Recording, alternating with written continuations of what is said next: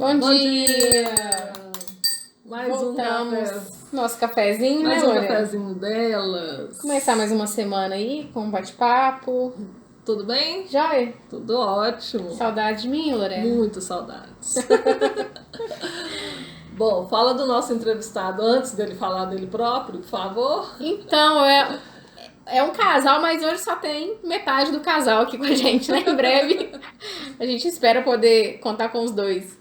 Mas eu conheci o Thiago e a Gabriele e eu fiquei muito encantada com o trabalho deles, sabe? Em relação a casais e tudo mais. Mas ele vai explicar direitinho aqui como que é esse trabalho dele.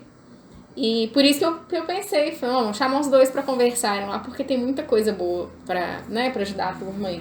Joia. Então a gente vai se apresentar, depois a gente chama o Thiago, né? Isso. Gente, meu nome é Lorena Ribeiro, meu Instagram é @Lorena Ribeiro Nogueira. E eu sou, né, resumidamente, consultora, marketóloga e sou distribuidora independente da Junesse. Eu sou Alice Portela, sou engenheira civil, empreendedora e também distribuidora da Junesse. Thiago, conte-nos então um pouquinho de você, como é que você tá, tudo bem? Tudo jóia. Bom dia, pessoal. Eu sou Thiago Moraes, sou psicoterapeuta e terapeuta tântrico, né? Mineiro, nascido, crescido, criado em Belo Horizonte. Filho de uma família, de um casal de trabalhadores que se separou, né, quando eu ainda era criança, adolescente. E a minha infância e a minha adolescência trouxeram uma série de questões para a minha vida que depois eu fui entender como que influenciou na minha escolha profissional. Né? Enquanto um adolescente, como a maioria dos meninos, que viveu uma descoberta da sexualidade sob muita pressão de várias formas, né? Pressão dos próprios hormônios, pressão dos amigos, dos colegas de escola, dos familiares, e a própria pressão que eu me colocava para ter um início de vida sexual, isso, de certa forma, moldou como eu construí os meus relacionamentos e a minha família. Então, eu tive o primeiro filho aos 18 anos, aos 21 eu já era pai pela segunda vez, né, no meu primeiro casamento. Nesse período eu comecei a estudar, né, eu fiz psicologia na UFMG. Sim. Comecei a trabalhar, mas não com psicologia clínica, eu fui trabalhar com psicologia social e trabalhei numa empresa pública aqui de Belo Horizonte, em urbanização de vilas e favelas, com área de risco, acompanhamento de famílias em situação de risco. Profissionalmente, eu fiz uma carreira de 20 anos em políticas públicas. Né? Nessa história toda, eu separei e casei pela segunda vez, tive 3 filhas, tenho 3 filhas, né, nesse segundo casamento, então 5 filhos aí já nessa história. Separei de novo, casei de novo, entre uma coisa e outra, vi essa coisa que muita gente vive hoje, né, essa busca desenfreada por parceiros, né, coisa do Tinder, dos cardápios, né, dos aplicativos. Até que eu encontrei Gabriele, né, isso 2016, 2015 a gente se conheceu, 2016 a gente foi se aproximando, 2017 a gente engrenou um relacionamento, ela sexóloga, educadora sexual, eu trabalhando com política, mas já bastante desgastado, porque nessa história de muitos relacionamentos, muitos filhos, eu fui acumulando uma série de responsabilidades e compromissos maiores do que eu dava conta. E nesse período, quando eu conheci a Gabriele, eu estava ali na faixa dos 40 anos, com um mundo para carregar e cansado de carregar tudo aquilo.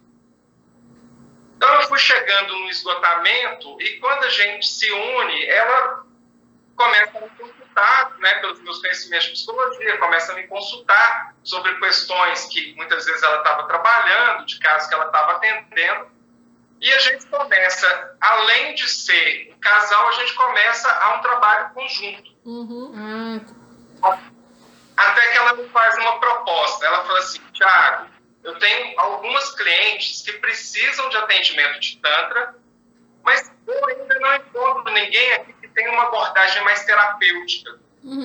você acha de começar a estudar isso? Então ela me faz esse convite.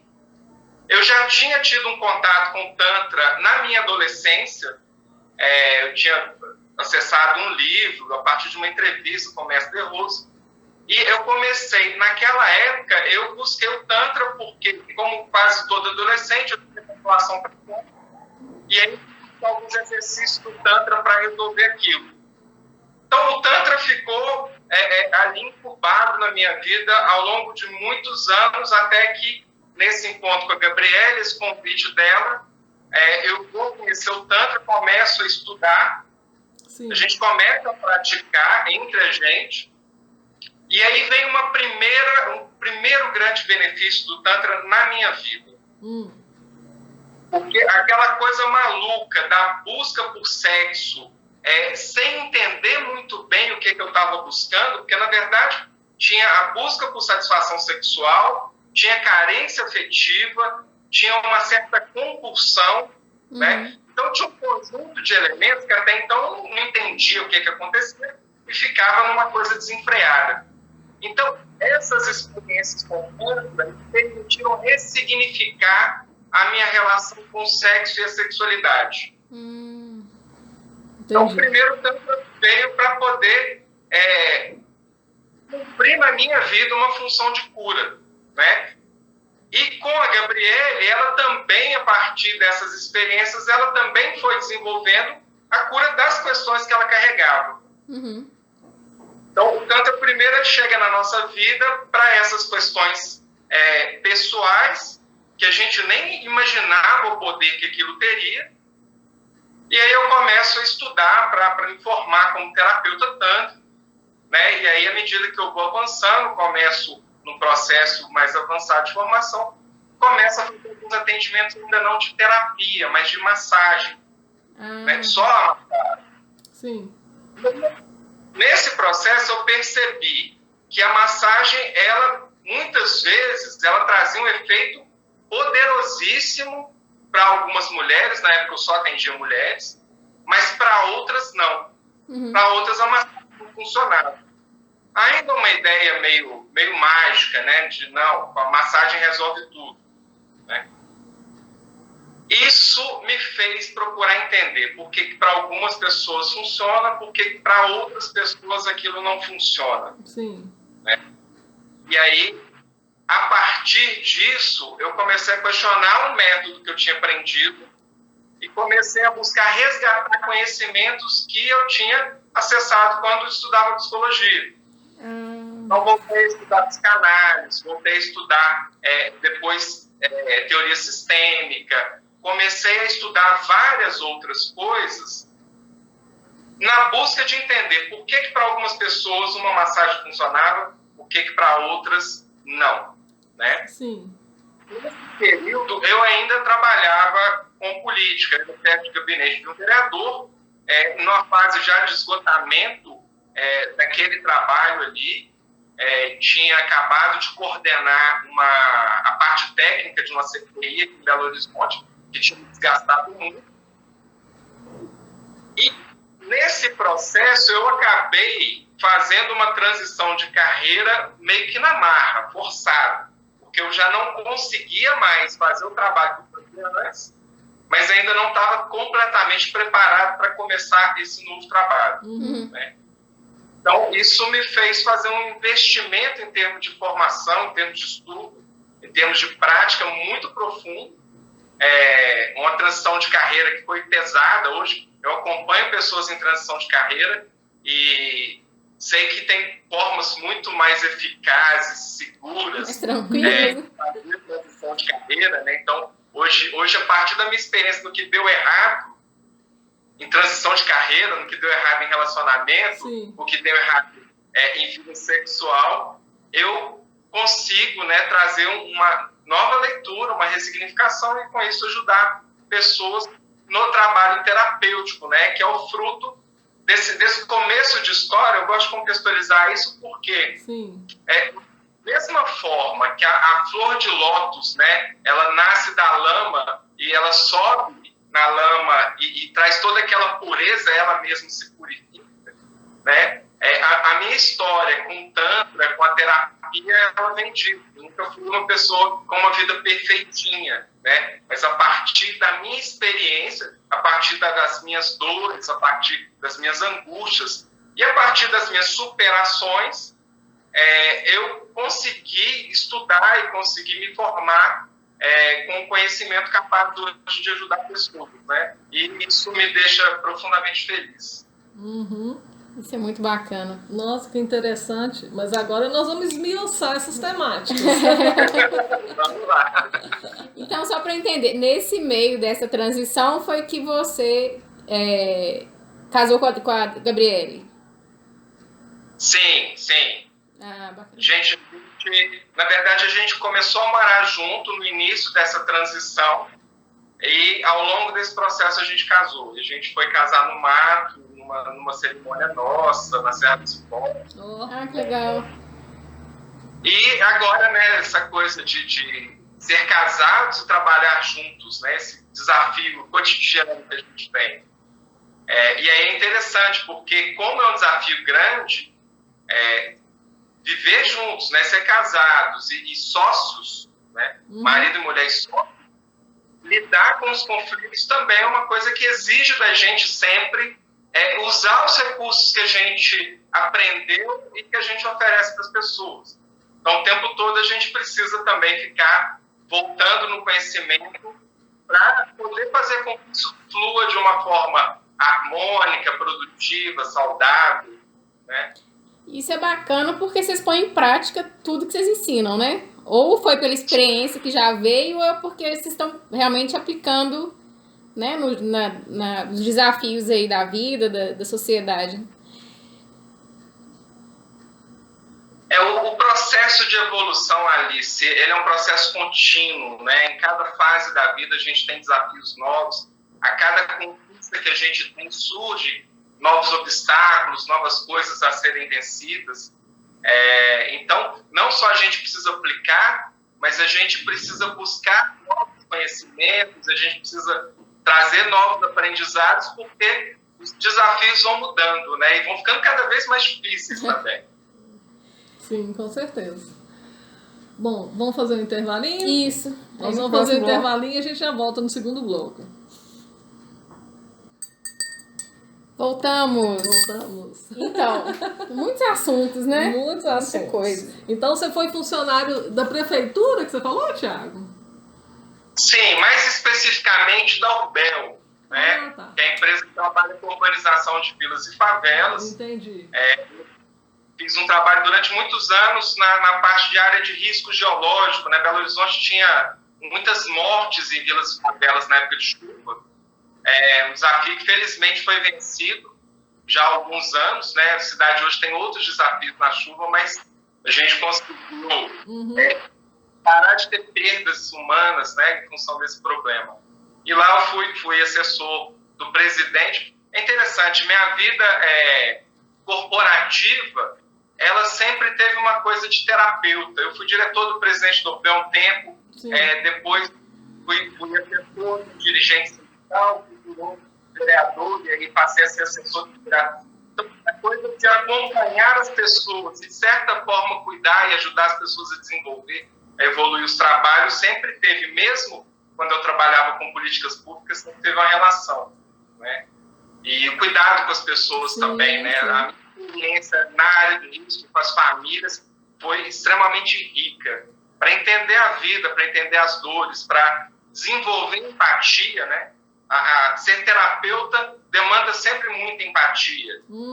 Isso mesmo, perfeito, concordo. Eu também sou consultora e eu falo da empatia o tempo inteiro. Eu também trabalho com meu marido, né? Sou sócia dele em uma das minhas atividades aqui. E você falou que você é sócio da sua esposa, né? Que vocês trabalham juntos. Ela continua atuando como sexóloga, é isso? Sim, ela ampliou, né, o trabalho dela, agora não só como sexóloga, terapeuta também, analista corporal e comportamental. Certo. Mas o foco dela é muito voltado para relacionamento e sexualidade. Com todas as abordagens, foco bem voltado para relacionamento e sexualidade. Eu te contei que eu tenho uma monografia sobre pompoarismo? Sim, sim. E o pompoarismo ele também é uma das várias práticas que a gente conhece hoje que vem do Tantra. Exatamente. Né? Ah, é? Vem do Tantra. Ah, não sabia. Porque as mulheres, né, dentro daqueles milênios lá do sexo tântrico, quanto menos movimento de corpos, melhor. E para manter a ereção, as mulheres começaram a criar o movimento da vagina para que se mantesse a ereção do homem. Sem mexer os corpos, né, Tiago? Diz a lenda que era assim, não podia mexer nada, só os movimentos vaginais. E no caso, para nós homens também tem um tipo de pompoarismo. Sim. Né? Nós também temos um pompoarismo e esses exercícios são os que permitem a gente desenvolver orgasmo sem ejaculação, desenvolver orgasmo múltiplo, né? Que é uma coisa que a maioria de nós homens nunca imaginou. E eu vou falar a verdade para vocês, mulheres, né? Geralmente, quando o assunto é sexo em roda de homens, eu acabo sendo meio que espalha-bolinho. Os homens costumam... Os homens têm medo de tantra, as mulheres não. As mulheres, geralmente, elas têm uma certa curiosidade, um fascínio. Isso. Os homens têm muito medo. A impressão que tem é que quando é um assunto diferente, assusta, né? Tipo, não, isso aí não, né, não é pra mim, não preciso disso. É mais ou menos isso, né, Thiago? Super isso, Alice. Não é só quando o assunto é diferente, não. Não é só quando o assunto é diferente. O machismo ele tem um efeito na vida de nós homens que é extremamente perverso e a maioria não tem a menor noção. Então, aqui pode falar algumas coisas picantes? Pode sim. Pode. Apesar de ser segunda-feira, 10 da manhã, não tem problema não. Quem escuta é mais os adultos mesmo. Então tem uma tal ditadura da paldurecência, uma necessidade da ereção permanente, que faz com que os homens se tornem extremamente inseguros. Certo. Não só nas conversas, mas também e principalmente na atividade sexual. Então, é muito comum que os homens entendam o seguinte: eu funciono desse jeito aqui, então eu sempre vou fazer desse jeito para não ter erro. E esse jeito geralmente é um padrão. Né? Veja, dá uns amassos, não sei o que, veio a ereção, a hora que veio a ereção, vai para a penetração. Sim. Né? Que é um tempo que, se fosse para reprodução, ok. Mas um tempo para uma relação com objetivo de prazer é péssimo. Sim. Em primeiro lugar, porque vocês, mulheres, têm um tempo de resposta sexual diferente. Exatamente. Né? É a brincadeira do forno elétrico e do forno a lenha. Ou forno micro-ondas e micro-ondas. a lenha. Tem uns casos que é micro-ondas mesmo, né? Rapidinho. O fogão a lenha demora a esquentar. Depois que esquenta, vai longe. Né? Mas se não esquentou, não produz nada. Se não esquentou, não cresce o bolo. Sim. Né? Então, essa insegurança dos homens, ela prejudica muito, porque o repertório fica reduzido, o tempo fica limitado e as práticas ficam repetitivas. Então, essa é uma questão muito relevante, porque o menino, quando ele está na adolescência, ele é estimulado, diferente das meninas, ele é estimulado a masturbar e geralmente ele não tem um ambiente propício para fazer aquilo. É no quarto ou no banheiro, com o risco de alguém bater na porta, ei, tá demorando, sai daí. Então, precisa ser um processo rápido. Tá? E aí entra o segundo problema. O primeiro é a diferença do tempo entre homem e mulher.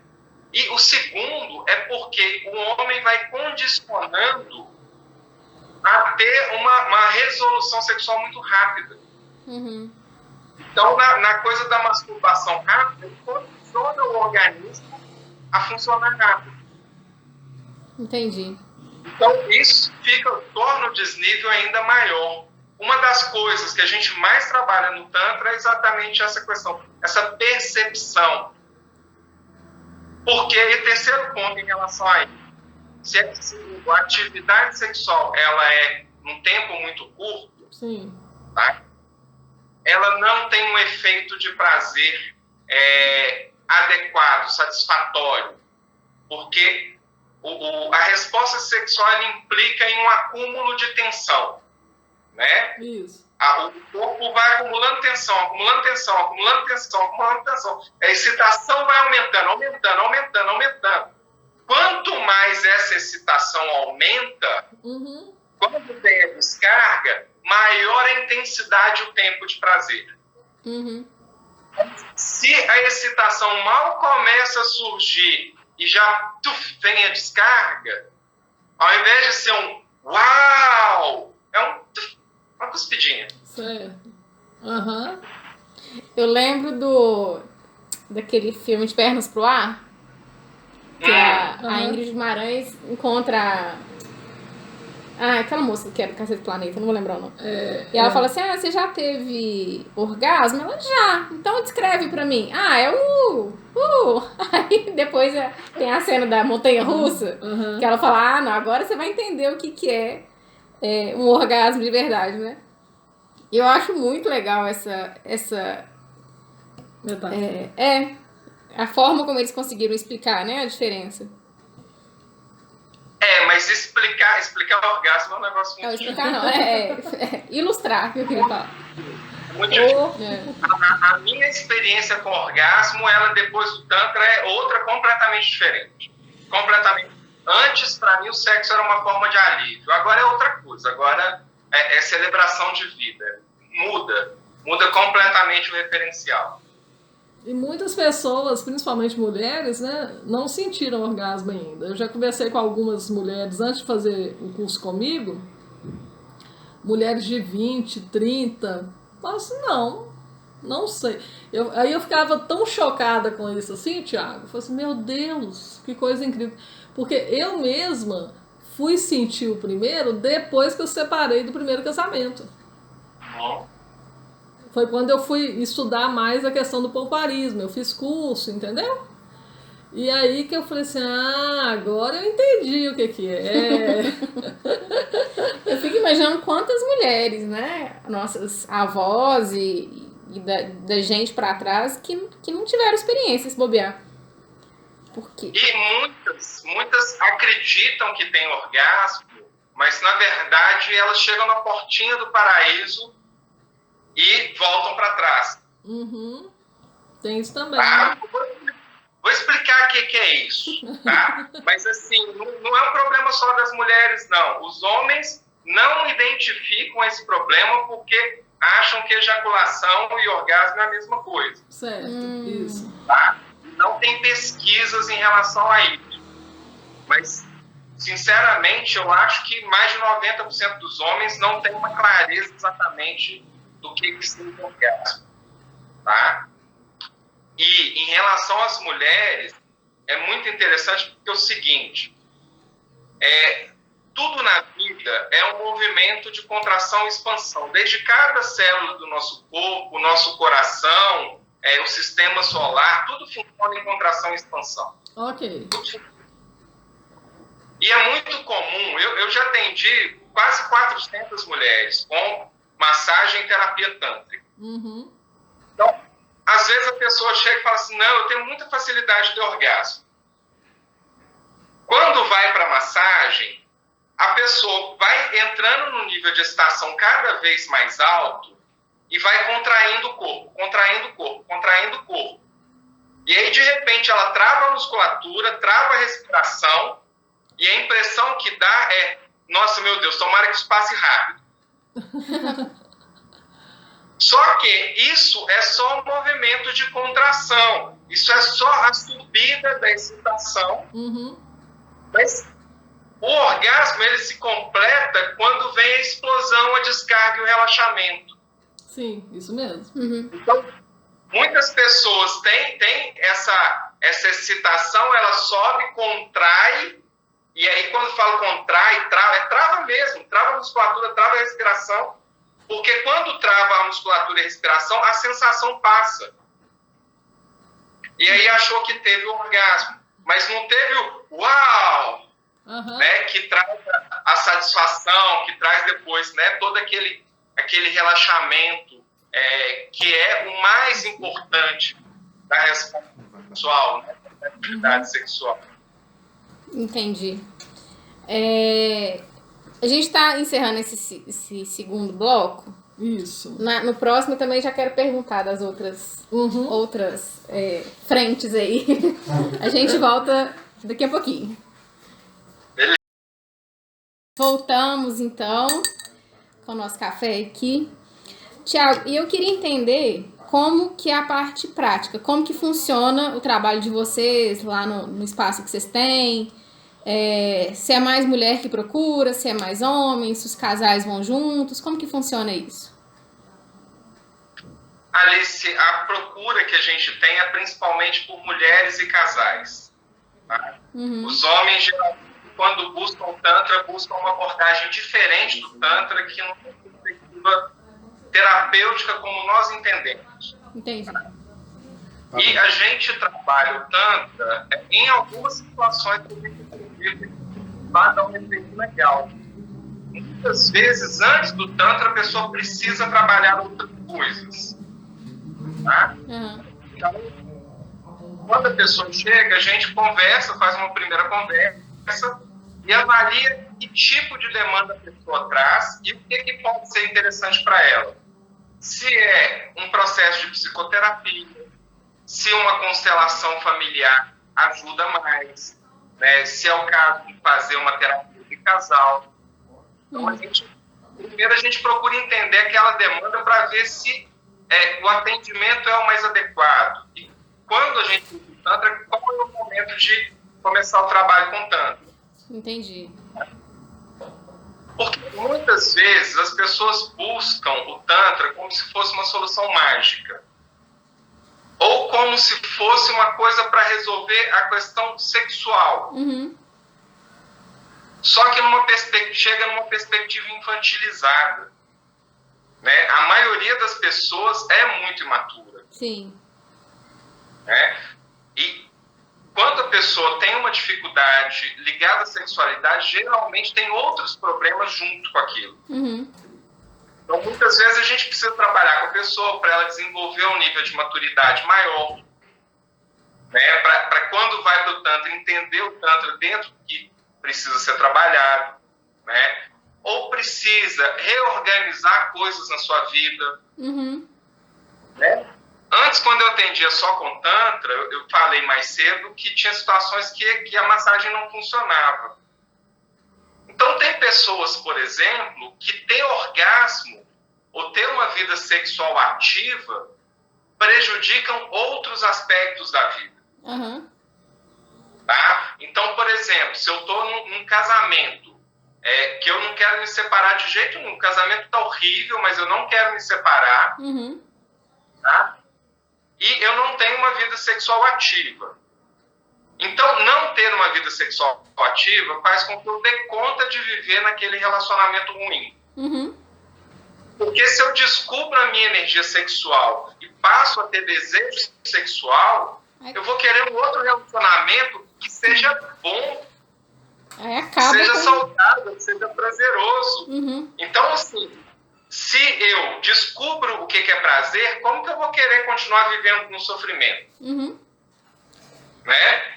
Então, muitas pessoas evitam, e aí sabota mesmo o processo terapêutico, se bloqueiam porque acessar o desejo sexual e acessar o prazer sexual vai desequilibrar outras áreas da vida.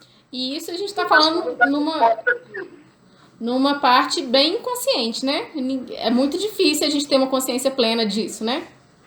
Sim, é super inconsciente. Mas, normalmente, quando a gente vai trabalhando a pessoa, chega um ponto que isso vem à consciência dela. Cai a ficha, né? E aí é o momento da pessoa fazer a escolha. Porque a pessoa quer viver daquele jeito, tudo bem, mas que seja consciente. Porque se é consciente, aí pelo menos ela sabe como se organizar para conseguir viver de uma forma um pouco melhor naquele contexto. Entendi. E uma coisa, Thiago, que eu até li, acho que tem umas 2 semanas isso, falando da questão da pandemia, né, que de repente juntou todo mundo em casa, os casais que que estavam meio estremecidos ou terminaram de separar ou então conseguiram, né, passar por dificuldades ali. Mas eu li também falando do tanto que a libido diminuiu entre casais. Essa questão da preocupação, né, do medo, da insegurança, da morte, de desemprego e tudo mais. E vocês perceberam alguma coisa nesse sentido em relação aos atendimentos? Como que vocês viram isso? O que teve de diferença na pandemia?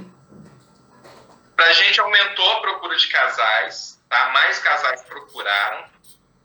E a convivência permanente dos casais, que a pandemia acabou obrigando, ela cria, de fato, uma dificuldade maior. Porque eu estava falando que todo o movimento da vida é contração e expansão, contração e expansão. Então, num contexto normal, geralmente os casais, ora eles estão juntos, ora eles estão cada um num canto fazendo sua coisa. Uhum. Né?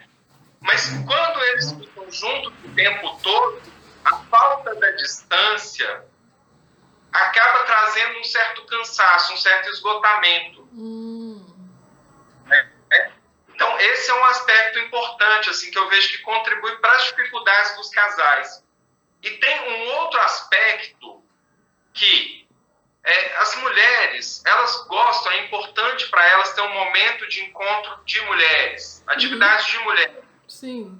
Que seja ir no salão de beleza e poder conversar com outras mulheres, que seja passear com as amigas, tomar um chá com as amigas, ou ir para balada, o que quer que seja. Tomar né? um café, né? Mas, sim, tomar um café, tomar um chá. Mas esse momento da mulher, do encontro com outras mulheres, abastece a mulher de energia feminina. Uhum. Da mesma forma os homens. Então o homem vai jogar bola, o homem vai ver futebol, o homem vai fazer alguma atividade física, vai encontrar com os amigos. Então naquele momento ele se nutre da energia masculina, e o homem nutrido da energia masculina e a mulher nutrida da energia feminina, quando eles se encontram, então tem um fogo maior. Tem mais combustível, tem mais elemento ali para aquela relação acontecer. Sim. Né? A pandemia ela acabou dificultando as duas coisas, tanto esse processo de estar perto, estar longe, estar perto, estar longe, quanto de buscar, né, beber da energia feminina as mulheres, e no encontro cada um ter uma carga de energia para elas. Entendi. Além das coisas, né, que aí todo mundo sabe, a dificuldade de convívio, de cuidado da casa, de cuidados dos filhos, que sobrecarregou quase todo mundo. Sim. Né? Ainda tem esses dois aspectos que não aparecem, né, à vista de todo mundo, mas que na minha avaliação, né, na abordagem que eu trabalho, a gente considera extremamente importante. Bacana. Esses dias eu vi um filme e eu falei, gente, ainda bem que o Beto estava comigo assistindo, que eu falei, é bom que eu não precisei falar nada, a mensagem do filme ficou. Era uma mulher moderna, que trabalha com 2 filhas, e o marido é todo hippie. O negócio dele era salvar a Amazônia, e viagem pra lá, viagem pra cá, e a mulher é que segurava a onda da casa. Ela era escritora, mas ela ganhava dinheiro escrevendo textos de louças, metais, coisas de decoração para revistas. Sei. E ela tava ali um pouco, né, o potencial dela todo reduzido. Ela queria escrever e tudo mais. E além de tudo, ela ainda tinha os cuidados da casa, das filhas, não sei o que. Aí chegava o marido de viagem, não, tô cansada, e tá, mas fulano, você tem que fazer alguma coisa, mas por que você não me pediu, né? E aí, essa frase clássica, né? Uhum. Era só ter falado, por que você não me pediu e tal. E ela já é esgotada e tudo mais, eu sei que ele começa a reclamar da relação sexual, que não tava tendo. Ela falou, mas fulano, pra eu querer à noite, você tem que ter sido um cara legal de dia. E na pandemia, as mulheres ainda tiveram talvez uma sobrecarga extra, e as mulheres que trabalharam, pelo menos as que eu conheço. Uhum. Que ainda essa adaptação dos pais com a rotina da casa, da família, de filho, escola, pra muita gente foi uma novidade, né? E essa frase no filme ficou muito... Eu acho que ela até passa no trailer e tudo mais. Que, tipo assim, pra eu querer à noite, você tem que ter sido um cara bacana de dia. Alice, tem duas coisas que você tocou aí que me chamam a atenção. A primeira é essa frase. Essa frase é o que fica mais claro, né? É o que a gente sempre fala. A Gabi fala muito disso. Preliminar não é sexo oral, preliminar não é amasso. Isso daí já é da atividade sexual. Preliminar é o bom dia. Isso mesmo. Isso mesmo. Preliminar é um sorriso de manhã. Preliminar é a mensagem no meio do dia, falando que ama, né? Fazendo um elogio, falando uma coisa agradável. Né? Então, esse convívio é que é preliminar. É o que faz, né, com que as pessoas elas estejam encantadas umas com as outras. Sim. Essa é a parte que eu acho que talvez fique mais visível. Mas aí tem uma parte oculta nessa história, que pelo menos pelo que você me fala me dá a impressão, mas que é muito comum de nós homens. Não nos comportarmos como adultos no relacionamento. Sim. Não nos comportarmos como responsáveis, como corresponsáveis por todas as atribuições que são da casa, que são da família. E aí, quando um homem faz isso, a mulher deixa de ser a mulher dele para se tornar a mãe. E aí, não cabe tesão, porque vira incesto.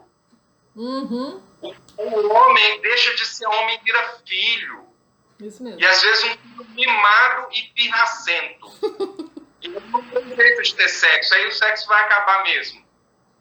Né? E um dos dois ou os dois vai acabar. Vai ser a relação aí de mãe e filho.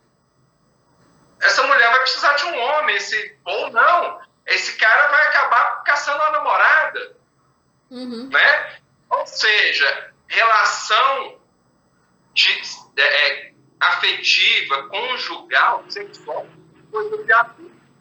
Para isso, os dois precisam se comportar como adultos. Né? Estou falando aqui do homem que se comporta como filho, mas também tem as mulheres que se comportam como filhas. Sim, sim. Né? E aí busca não um companheiro, mas um provedor. E aí também a vida sexual não vai selar essas coisas. A tendência é ir desgastando até que deixe de acontecer. Entendi. Ou aconteça por obrigação, que é pior, né? E a gente estava até conversando com uma outra entrevistada que na nossa cultura, né, a mulher ainda tem muito essa questão do direcionamento da família, às vezes o casamento tá ruim, é a mulher que busca ajuda, que busca uma terapia, que toma essa iniciativa, né? E tem hora que cansa, né? A mulher que sempre tem que fazer tudo, e é o que você falou, né? Às vezes o homem, tá ruim, deixa eu ver o que a gente pode fazer juntos, o que eu posso fazer para melhorar, né? A gente vê isso com menor frequência do que a gente vê as mulheres pedindo ajuda, né? Pedindo socorro. Porque as mulheres elas acabam carregando uma carga de responsabilidade maior. E quando envolve filhos na família, como a mulher, desde o início, foi ela quem carregou o ventre, foi ela quem deu a luz, foi ela quem amamentou, ela acaba desenvolvendo uma responsabilidade maior. Sim. E a maioria das mulheres não conseguem virar as costas para essas responsabilidades. Para o homem é mais fácil. E aí o cara vai jogar videogame. Né? Tem um problema para resolver, ao invés de resolver, ele vai jogar videogame. Ele vai enfiar no computador e vai inventar uma história. E deixar a mulher sozinha. Dos grandes problemas do machismo. E aí o cara cresce, né? Faz 30, faz 40, faz 50, faz 60... E, ao invés de amadurecer, apodrece verde. É desse jeito. Não é caso de rir, não, mas você apodrece verde. Infelizmente é assim, né, Lorena? Não é todo mundo, claro que tem homens que amadurecem de verdade, Sim. Mas o que a gente percebe é que muitas vezes as mulheres ficam sobrecarregadas, que além de cuidar dos filhos, além de cuidar da casa, ainda tem que cuidar de um marido que se comporta como um menino mimado. Assunto polêmico.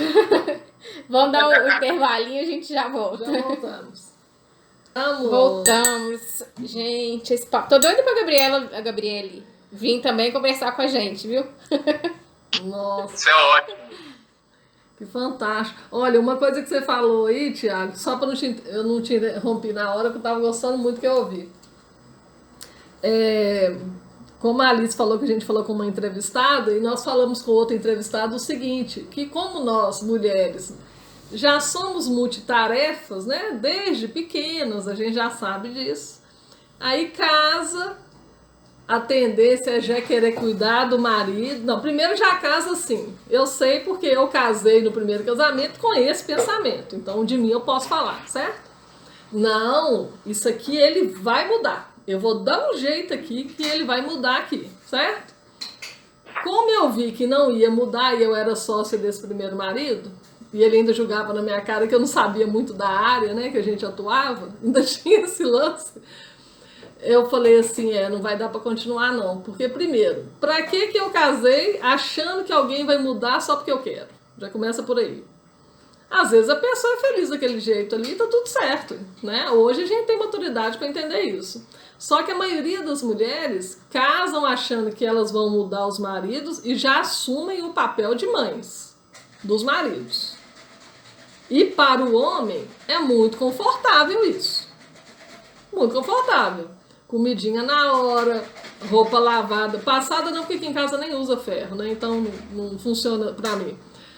Comida, né? Roupa limpinha no guarda-roupa, tá tudo certo, tá com dor de cabeça, onde que ficam os medicamentos? Estão ali. Então virou a mãe. E como que você vai transar, né? Igual você falou, como é que você vai transar com alguém que você considera, o homem em si considera a mãe dele? É o incesto que você disse. Cansativo, né, Lorena? Não rola, né? E nós temos culpa do cartório. Eu assumo pra nós também, sabe? Não é só do lado de lá, não, do lado de cá também. Lorena, olha só, essa responsabilidade aí, vocês mulheres também têm em grande medida. Uhum. Outro dia na casa da minha mãe, minha avó estava perguntando para Gabriele se ela estava cuidando bem de mim, não sei o que, essas coisas, né? Sim. Tão comum. Tipo assim, você entrou no lugar de substituta da mãe, então você está cuidando bem dele. E ela falou assim, se ele não fizer as coisas dele, vai passar fome. Isso. Ele se vira para se resolver, né? E isso é da nossa cultura. É uma das coisas terríveis que a nossa cultura ainda carrega. Né? De achar que num casamento a mulher tem que substituir a mãe, tem que fazer tudo para um homem. Que o homem não pode lavar a louça, o homem não pode cozinhar, o homem não pode lavar a roupa, não pode passar a roupa. Né? Isso é da nossa cultura e as mulheres elas têm um papel muito importante na perpetuação desse tipo de absurdo. Uhum. Né? Porque são as mães, são as avós que acabam reproduzindo esse tipo de situação. Né? Sim. E tem um outro aspecto que eu acho que é muito importante, porque a gente não tem exatamente, na nossa cultura, nada que nos ensine sobre relacionamento e sexualidade. A gente tem os exemplos das nossas famílias, que a imensa maioria é cheia de dificuldade, é cheia de problema e a gente fica fingindo que não. A gente tem as religiões que colocam modelos prontos e que geralmente não se encaixam na realidade de vida das pessoas. Sim. Principalmente porque censuram muito o sexo e o prazer sexual. Uhum. E no meio disso a gente fica perdido. E aí, como que é se relacionar de verdade? Que tipo de relacionamento eu posso ter com prazer? Porque é isso, o relacionamento tem que ser para duas pessoas se encontrarem, construírem uma vida juntos, fazerem com que os sonhos de cada um cresçam, se materializem, isso tudo com prazer. E as pessoas acabam se relacionando e achando que tem que se relacionar por obrigação. E aí fica vivendo anos e anos um relacionamento terrível, muitas vezes com violência psicológica, né? Às vezes violência física mesmo, violência econômica, né? E acham que tem que ficar ali porque a receita de bolo que aprenderam, né, na família, na religião é aquela. Não, casou, tem que ir até o fim. Uhum. Né? E um relacionamento pressupõe duas pessoas maduras em que cada um seja responsável por si. Isso mesmo. Ninguém tem que... Não dá para casar pensando que a pessoa vai mudar ou que a pessoa não vai mudar. Uhum. É. As pessoas mudam dentro do que é necessário para elas. Que elas queiram, né, dentro do que elas buscam, do que elas querem. Uhum. Não porque a expectativa do outro vai mudar. Não é a expectativa da Gabriele que vai provocar as minhas mudanças. São as minhas necessidades que vão provocar as minhas mudanças. É, perfeito. E aí a gente fica tentando encaixar. A coisa do amor romântico tem vários perigos. A Gabriele tem falado muito sobre os contos de fadas. O impacto dos contos de fadas em relacionamentos abusivos, em relacionamentos que não são saudáveis. E as pessoas acham que tem que encontrar alguém para completar. Ah, eu tenho um vazio aqui, eu vou encontrar uma pessoa para preencher esse vazio. Ah, é metade da minha laranja, a tampa da minha Já ia falar isso. Um relacionamento pressupõe ou necessita duas pessoas adultas completas. Não adianta eu querer que o outro me complete, que o outro faça as coisas que eu não faço. Não. Ok, eu estou completo, a minha companheira vem completa, a gente completos tem uma relação que permite que a gente cresça. Isso. O contrário disso é cada um fica tentando tampar o buraco do outro, não vai tampar, aí vem frustração, aí começa a ter problema, e aí muitas vezes ou o casal separa, ou então fica junto, mas é um junto fisicamente, é um junto na mesma casa, mas emocionalmente está cada um numa direção completamente diferente. Eu lembro de... E muitas vezes solidários. Sim. Aliás, solitários. É na solidão. Uhum. Eu lembro de um vídeo, se não me engano é do Will Smith, que fala que... Ele falou, gente, como que uma pessoa pode completar a outra se os sonhos das pessoas são completamente diferentes, não necessariamente o mesmo, né? Então, eu tenho uma questão de uma realização pessoal, eu gosto de empreender, eu gosto eu prefiro lucro do que salário. E meu marido é o contrário, gente, pra ele, ter hora pra começar e ter hora pra acabar no serviço, e o saláriozinho dele tá lá todo mês, é a melhor coisa do mundo. Então, assim, são coisas diferentes que nos realizam. Eu tô lá realizada de um jeito e ele com o dele. Uhum. É muito bacana quando um incentiva o outro e os dois crescem juntos.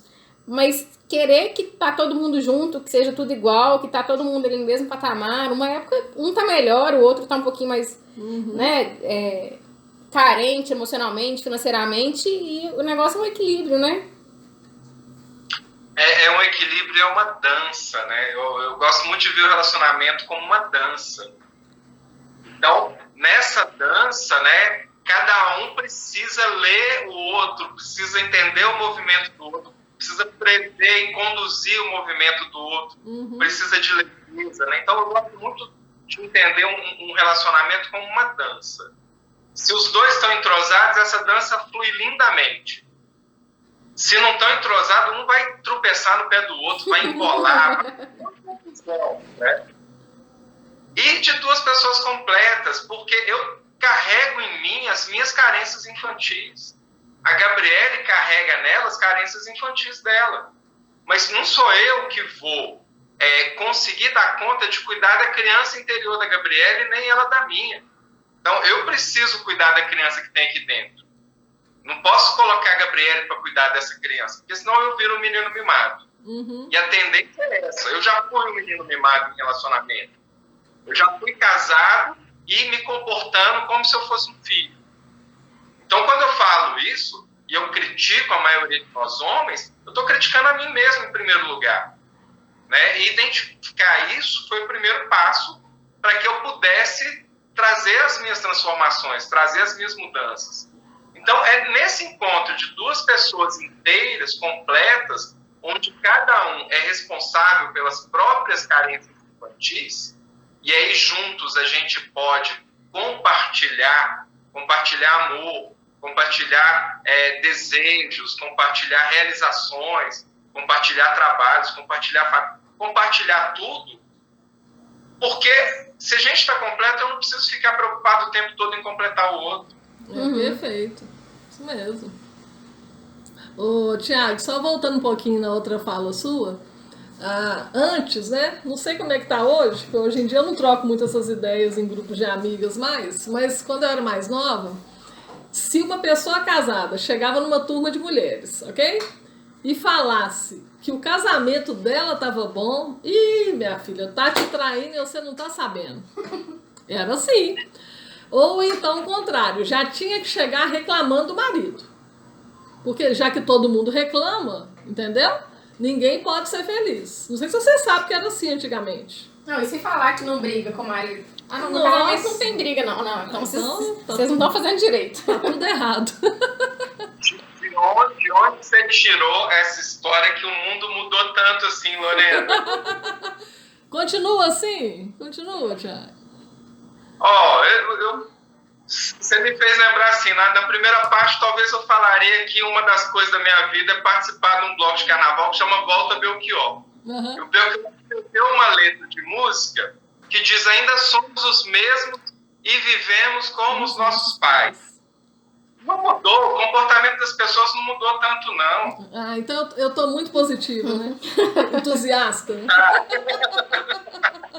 Ou você hoje está convivendo com pessoas que conseguiram desenvolver uma vida mais saudável, que conseguiram transcender essa parte.